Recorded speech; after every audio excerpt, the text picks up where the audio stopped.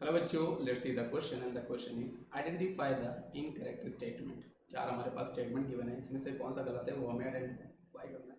Statement हमारे पास पहला है, the scientific and technological process used for isolation of metal from its ore is known as metallurgy. तो ये आपका बिल्कुल सही है बेटा। ये जो स्टेटमेंट है ये हमारी मेटलर्जी की डेफिनेशन है, तो हम मेटलर्जी इसी को बोला करते हैं। बी हमारे पास है बेटा, minerals are naturally occurring chemical substance in the earth. ये भी आपका बिल्कुल सही जवाब है बेटा। मिनरल्स हमारे पास क्या होते हैं बेटा, ये आपके नेचुरल अकरिंग केमिकल सब्सटेंस हुआ करते हैं अर्थ क्रस्ट में। सी हमारे पास क्या होता है, ores are minerals that may contain a metal.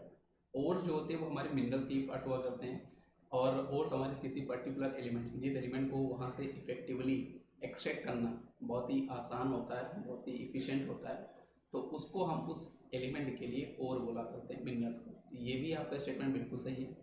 अगर मैं चौथे स्टेटमेंट की बात करता हूँ बेटा, तो ये स्टेटमेंट हमारे पास यहाँ पर गलत है, और यही हमारे इस क्वेश्चन का सही जवाब हो जाएगा। चौथा में ये बोलता है कि gang is an over contaminated with undesired material.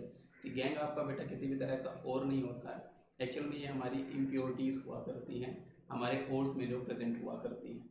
ये स्टेटमेंट आपका गलत था, और इस क्वेश्चन का यही हमारे पास सही जवाब होगा। तो आई होप आपको ये कॉन्सेप्ट समझ में आएगा बेटा। इसका सही जवाब ऑप्शन डी था।